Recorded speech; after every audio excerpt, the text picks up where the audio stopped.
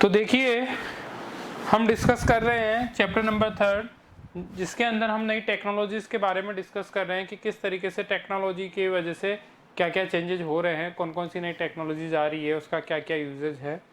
तो उसी में स्मार्ट सिटी जो आजकल डेवलप हो रही है, जैसे आप फॉरेन के अंदर देखोगे कि सब काम ऑटोमेटिक हो रहा है, कोई भी मैनुअली टास्क वहाँ पे नहीं होता है। मतलब आपने यदि रोड क्रॉस किए, आपने कोई भी हाई स्पीड से बाइक गाड़ी चलाई है या कुछ भी किया आपने, तो ऑटोमेटिक ही आपका वहाँ चालान क्रिएट होकर ऑटोमेटिक आपके घर पे पहुँच जाएगा और आपके कार्ड से ऑटोमेटिक डेबिट हो जाएगा। ठीक है, तो इस तरीके से सारा स्मार्ट सिटी है कि सब कुछ ड्रेनेज सिस्टम है वो सब कुछ स्मार्ट है। ठीक है, लाइटिंग है, ये सब कुछ स्मार्ट तरीके से हो रहा है। तो ये सब कैसे पॉसिबल है, किस तरीके से टेक्नोलॉजी हमने यूज की, उसके थ्रू हम क्या करें कि जो सिटीज है वो पूरी तरीके से किससे हो, स्मार्ट सिटीज। तो उसके बारे में डिस्कस करेंगे कि अनवेरिएशंस the load on our city are increasing day by day. अब देख रहे हैं कि क्योंकि पीपल जो पॉपुलेशन है वो और सिटी की डे बाय डे क्या होती जा रही है, इंक्रीज हो रही है। अब उसमें जो रिसोर्सेज हैं वो फिक्स है, उनको मैनेज करना एक बहुत बड़ा डिफिकल्ट टास्क हो रहा है। ठीक है, आपके जो रिसोर्सेज हैं वो फिक्स है, आपके पास वाटर लेवल है वो फिक्स है। ठीक है, आपकी हर चीज़ें जो है वो लैंड वाटर है, वेस्टेज है, एयर है, हेल्थ इश्यूज है, ट्रैफिक कंसिस्टेंस है, पब्लिक सेफ्टी है, सिक्योरिटी है, और सिटी इंफ्रास्ट्रक्चर है, रोड रेल ब्रिज, सब क्या है डिसाइडेड है। तो ये सब कैसे इस तरीके से हम इसको डेवलप करें सिटीज को कि कम से कम टाइम में हम ज़्यादा से ज़्यादा चीज़ों को यूज कर सके। ठीक है, तो like a sport facility etc, these challenges are forcing many city planners around the world to look for smarter way to manage them and make cities sustainable and livable। तो अब क्या हो रहा है कि आप देख रहे हैं कि सिटीज में स्पेस कम है, किस तरीके से हम पॉपुलेशन बढ़ रही है, तो किस तरीके से हम उसको स्मार्ट तरीके से रिजोल्व करें इश्यूज को कि क्या हो, स्मार्टर वे के अंदर मैनेज करें देम, ताकि सिटीज सुटेबल हो और लाइवेबल हो। The idea of a smart city in FIC 3.11 make use of computer and communication technology along with IoT to manage and distribute resources efficiently। तो अब क्या है कि हम IoT के थ्रू, मतलब इंटरनेट ऑफ टेक्नोलॉजी के थ्रू सिटीज को इस तरीके से डेवलप करें कि वहाँ का पावर सिस्टम, ट्रैफिक, ठीक है, ब्रिज, बिल्डिंग्स, ये सब ऑटोमेटिक कम्युनिकेट रहे एक दूसरे से। Uses of computer and communication technology कि जो लोग हैं उनका डेटा भी ऑटोमेटिक सब जगह रहे कि आपने कोई भी पेनल्टी आपके ऊपर लग रही है, आपने कोई भी जो लो है उसको ब्रेक किया है, तो ऑटोमेटिक सारा डेटा आपके वहाँ से, जिसने भी ऑटोमेटिकली कोई लो ब्रेक किया है, कुछ भी ट्रैफिक सिग्नल्स तोड़े हैं, ब्रेक किए हैं, या किसी ने कुछ भी किया है, तो ऑटोमेटिक उसके वहाँ पे जो पेनल्टी है वो पहुँच जाए और उसको वो वेव ऑफ करे। तो इस तरीके से सारे जो रिसोर्सेज हैं उनको मैनेज करना ही इफिशिएंटली वेब में स्मार्ट सिटी का काम है। The smart building shown here use sensor to detect earthquake, tremors and then warm near by buildings. अब क्या है कि जो बिल्डिंग्स है वो भी इस तरीके से स्मार्ट बनने लग गई है, क्योंकि जो सीज एरिया है वहाँ पे क्या होता है, अर्थक्वेक आने का ज़्यादा पॉसिबिलिटीज रहती है। तो उस चीज़ में हमने ऐसी बिल्डिंग्स बनाई जो अर्थक्वेक आने से पहले ही आपको वो इन्फॉर्म कर देगी, ताकि आप अपनी सेफ्टी कर सको। सेंसर्स उसमें इतने लगे हुए हैं कि वो डिटेक्ट कर लेते हैं अर्थक्वेक को, एंड नियर बाई जो भी बिल्डिंग है वहाँ पे वो सेंसर्स को पास कर देते हैं, सिग्नल्स को पास कर सकते हैं, और वो फिर उसके अकॉर्डिंग प्रिपेयर करके देमसेल्फ क्या कर सके, अपने आप को सेव कर सके। The smart bridge use wireless sensor to detect any loss, bolt, cable और क्रैक। अब जो ब्रिज भी बन रहे हैं वो भी किस तरीके के बन रहे हैं, स्मार्ट ब्रिज बन रहे हैं। तो यदि उसके ब्रिज के अंदर कहीं क्रैक आता है या कोई वायर लूज हो रहा है, तो उसका ऑटोमेटिक पहले ही आपको क्या पता हो जाएगा, वो डिटेक्ट कर लेगा, आपको उसका पता चल जाएगा। The smart tunnel also use wireless sensor to detect any leakage of और consistency in the tunnel. This information can be sent as wireless signals across the network of a sensors notes to a centralize computer for further analysis. तो इस तरीके की जो information है सारी tunnels के अंदर भी सेंसर्स लगा दिए जाते हैं, ताकि टनल के अंदर कोई भी एक्टिविटी होए या कुछ भी प्रॉब्लम होए तो आपको पहले ही पता लग जाएगा, आप उसके अकॉर्डिंग अपने आप को प्रिपेयर करके उसको रिजॉल्व कर सकते हो। तो every spheres of life in a city like transportation system, power plant, water supply network, wastage management, law enforcement, information system, schools, libraries and hospitals and other community service work in union to optimize the efficiency of city operation and service.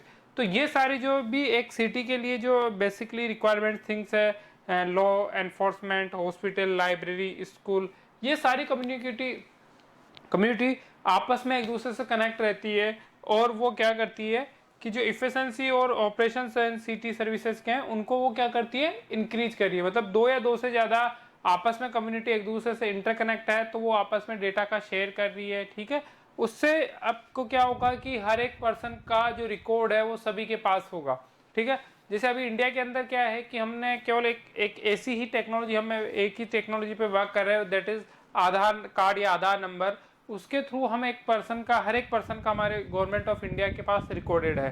अब क्या करती है कि government of India हर एक person के या जो bank accounts है, उसके पैन नंबर्स है, उनको सबको वो उसके साथ क्या कर रही है, अटैच कर रही है। क्यों? क्योंकि आप उसके अंदर जो रिकॉर्ड है वो आपका वो यूनिक है, तो आपकी फाइनेंशियल स्टेबिलिटी उस आधार कार्ड नंबर से आपको पता लग जाएगी। गवर्नमेंट को या कोई भी पर्सन या कोई भी ऑर्गेनाइजेशन आपका फाइनेंशियल स्टेटस जानना चाहे तो only on the base of Aadhaar card पे वो सारा का सारा उसके पास डिटेल आ जाएगी। पहले क्या होता था कि हर एक पर्सन का कोई पर्टिकुलर आईडीज नहीं होती थी कि आपके एक ही पर्सन ने दो जगह अपने अलग अलग नाम से या अलग अलग कहीं अकाउंट्स ओपनिंग कर रखे हैं या और कुछ कर रखे हैं, तो उनको आइडेंटिफाई करना थोड़ा टफ टास्क था। अब क्या हो रहा है कि जो स्मार्टेस्ट टेक्नोलॉजी जैसे जैसे आ रही है, सबको हम एक ही प्लेटफॉर्म पे ला रहे हैं, ठीक है। अब आप देख रहे हैं कि रोज नए नए इन्वेंशन हो रहे हैं कि कैसे कैसे कि सारा डेटा, अब कुछ एक दिनों बाद में इंडिया गवर्नमेंट एक हेल्थ कार्ड इशू करने जा रही है जहां पे आपका सारा डेटा उस कार्ड के अंदर रहेगा। मतलब आपकी पूरी बॉडी का डेटा उस कार्ड में रहेगा और आप क्या करोगे, जिस कहीं पे भी कोई से भी हॉस्पिटल पे जाओगे, अपना वो कार्ड नंबर बताओगे तो हॉस्पिटल वाले को आपका पूरी बॉडी का पहले से ही एनालिसिस हो जाएगा कि इस तरीके से आप वर्क कर रहे हो, आपकी बॉडी इस तरीके से वर्क, उसमें ये डिजीज है, उसमें ये प्रॉब्लम है, आप कब से कब, आपकी पूरी हिस्ट्री, आप कब से कब हॉस्पिटलाइज हुए, आपकी क्या डिजीज रही, तो ये सब पहले से पता लग जाएगा। तो ये सारी क्या है, आपकी जो सिटी है जिसको हम किधर की तरफ मूव कर रहे हैं, स्मार्ट सिटीज की तरफ, पावर का ऑटोमेटिक कंट्रोल हो जाना, ये सारा स्मार्ट सिटी के अंदर यूज हो रहा है। अब सबसे इंपॉर्टेंट टेक्नोलॉजी आती है क्लाउड कंप्यूटिंग। क्लाउड सिंपल सी मैं बोलूं, क्लाउड का मतलब क्या होता है, बादल, यदि हिंदी लैंग्वेज में बोले तो क्लाउड कंप्यूटिंग मतलब जिसको अथा जिसके अंदर स्टोरेज हो, मतलब कोई लिमिटेशन नहीं हो, no storage limited capacity of storage, जिसकी कोई लिमिट नहीं हो स्टोरेज कैपेसिटी, उस टेक्नोलॉजी के बारे में हम डिस्कस करेंगे क्लाउड कंप्यूटिंग की, कि जहां पे आपको एक ऐसी टेक्नोलॉजी जिसके अंदर जो भी डेटा है अवेलेबल, उसको आप कहीं से भी क्या कर सकते हो, एक्सेस कर सकते हो, ठीक है। नॉट ए पर्टिकुलर सिस्टम कि आपके पास वही सिस्टम होना जरूरी है तभी आप डेटा को एक्सेस कर पाओ। तो हम क्लाउड टेक्नोलॉजी के बारे में डिस्कस करेंगे, क्लाउड कंप्यूटिंग के बारे में डिस्कस करेंगे। तो क्लाउड कंप्यूटिंग एक ऐसी एमर्जिंग ट्रेंड है in the field of information technology where computer based services are delivered over the internet और द क्लाउड। तो बेसिकली एक ऐसी ट्रेंड या ऐसा फील्ड है या ऐसी इंफॉर्मेशन है, ऐसी टेक्नोलॉजी है जहां पे क्या है कि जो कंप्यूटर बेस्ड सर्विसेज है, जो भी कंप्यूटर बेस्ड सर्विसेज है वो डिलीवर होती है और द इंटरनेट। आज हम देख रहे हैं कि सारी इंफॉर्मेशन कहाँ स्टोरेज है, इंटरनेट पे स्टोरेज है। आप जो भी कुछ सर्च करना चाहोगे आप इंटरनेट पे जाके उस चीज को सर्च कर लोगे। तो हर एक इंफॉर्मेशन कहाँ पे स्टोर हो रही है, बेसिकली सारा इंटरनेट पे स्टोर हो रहा है। तो इंटरनेट को आप कहीं से भी एक्सेस कर सकते हो ना, उसका ऐसा कुछ भी नहीं है कि पर्टिकुलर इस सिस्टम को या इसी सिस्टम पे वो यूज होगा इंटरनेट।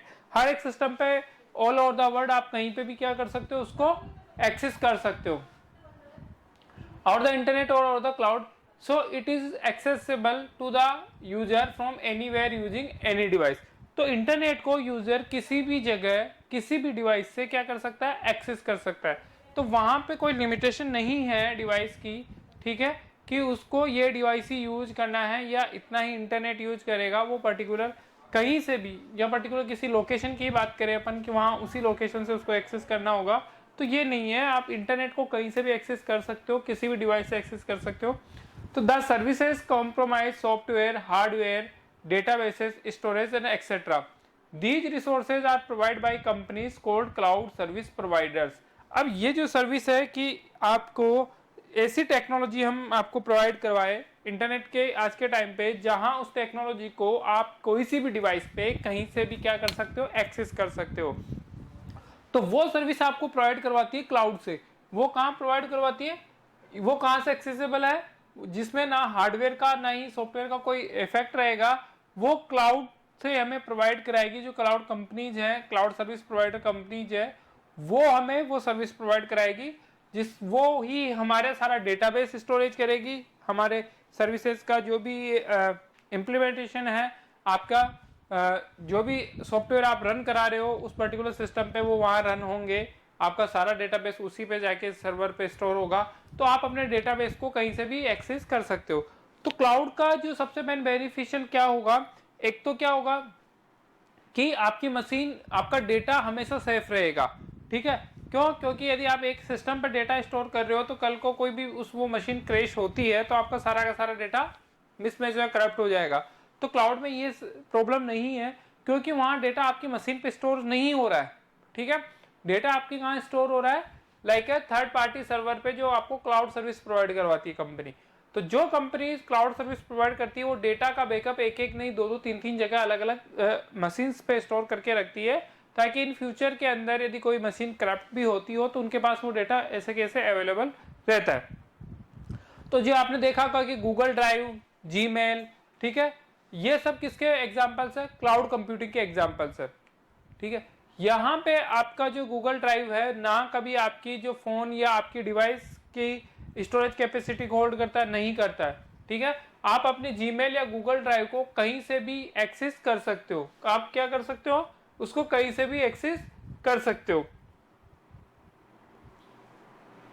आप उसको कहीं से भी एक्सेस कर सकते हो। ऐसा नहीं है कि मैं एक पर्टिकुलर मेरा जो जीमेल है या मेरी गूगल ड्राइव, जो मेरी गूगल ड्राइव पे जो आईडी है, मतलब जो भी ड्राइव है आपका, वो पर्टिकुलर एक ही सिस्टम पे रन होगी, उसी सिस्टम पे चलेगी।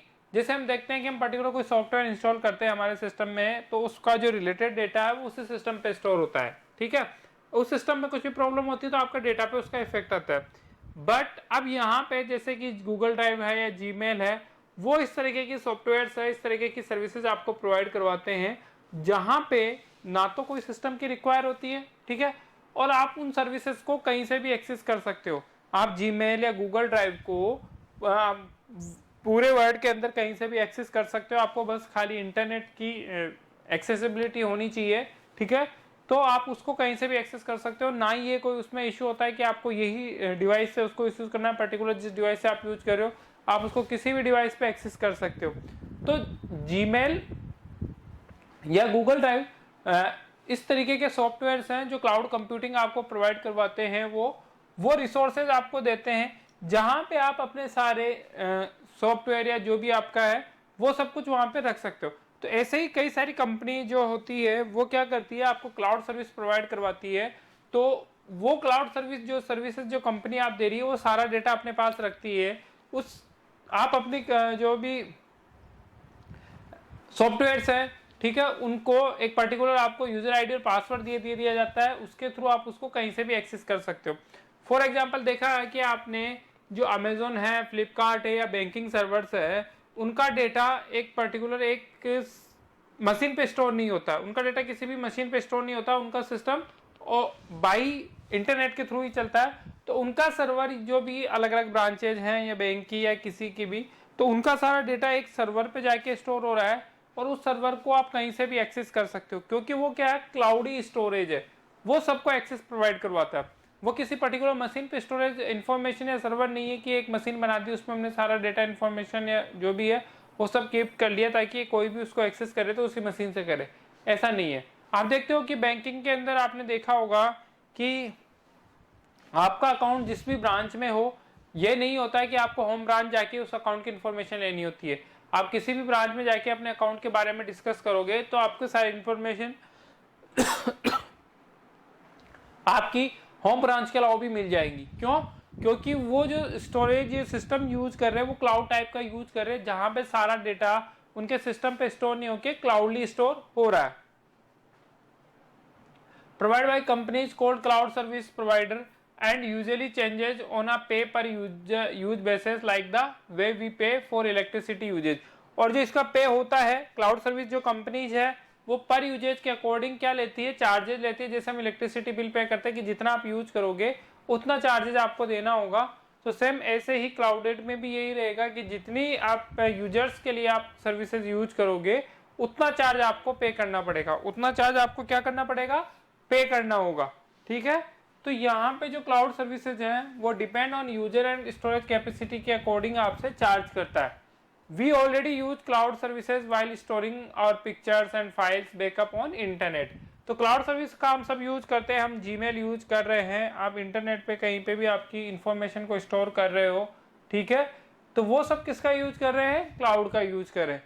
कि the services we pictures files backup internet और host website on the internet. तो ये सारी जो चीजें हैं वो इंटरनेट पे अवेलेबल, आप उनको क्या कर सकते हो, क्लाउड पे स्टोरेज कर सकते हो, तो जिससे आप उनको कहीं पे भी क्या कर सकते हो, एक्सेस कर सकते हो। तो यहाँ पे जो फाइल्स की सर्विसेज वाइल स्टोरिंग और pictures and files as backup on internet host a website और द इंटरनेट, ये कुछ एग्जांपल्स है इसके। Through cloud computing a user can run a bigger application or process a large amount of data without having the required storage or processing power on their personal computer as long as they are connected to the internet। अब जो है क्या कि a user can run a bigger application or process a large amount of data without having the required storage। अब आप जब cloud पे आपका डेटा स्टोरेज हो रहा है तो आप क्या कर सकते हो कि यूजर है वो क्या कर सकता है, वो ये कर सकता है कि उसके जो स्टोरेज कैपेसिटी है उसका कोई इफेक्ट होगा नहीं, तो वो कई सारी बिगर एप्लीकेशन को एक साथ प्रोसेस कर सकता है और एक लार्ज अमाउंट में जो डेटा है विदाउट एनी ट्रबल शूटिंग या एनी कोई प्रॉब्लम वो क्या कर सकता है, उसको एक्सेस कर सकता है। ठीक है, तो रिक्वायर्ड स्टोरेज और processing power on their internet computer as long as they are connected to the internet.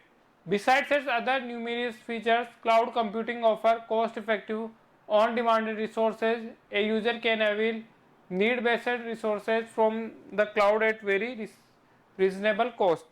तो क्लाउड हमें स्टोरेज नहीं देता है, क्लाउड हमें क्या आता है और भी कई सारी सर्विसेज देता है, लाइक रिसोर्सेज प्रोवाइड करवाना, आपको कोई भी पर्टिकुलर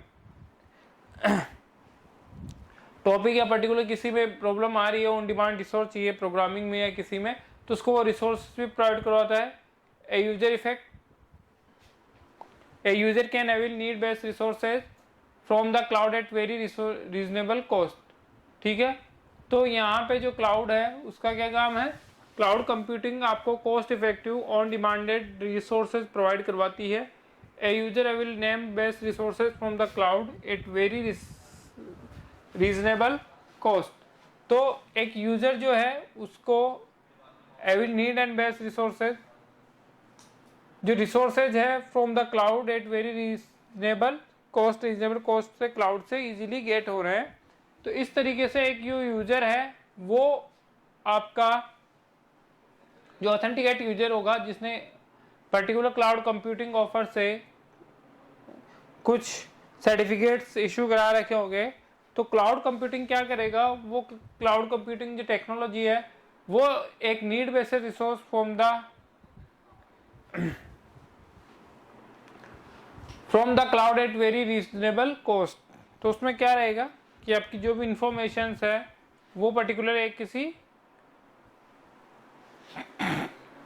सर्वर पे स्टोर रहेगी और आपको वो क्लाउड पे रीजनेबल कॉस्ट में आप ही को वो वापस से प्रोवाइड हो जाएगी।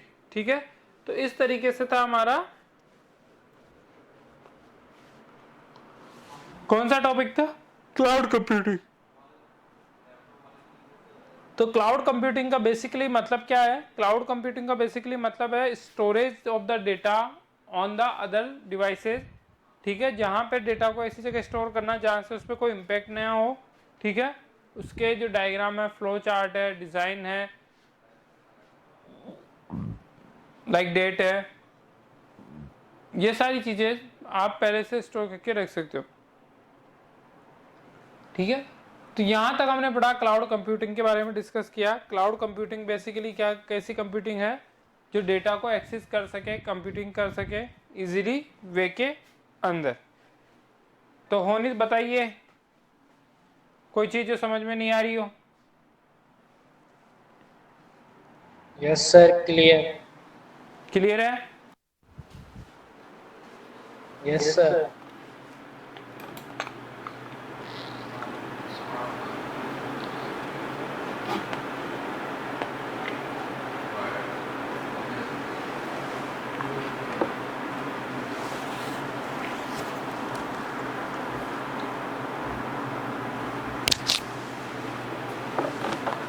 तो देखिए ये हमारा पार्ट था क्लाउड कंप्यूटिंग का।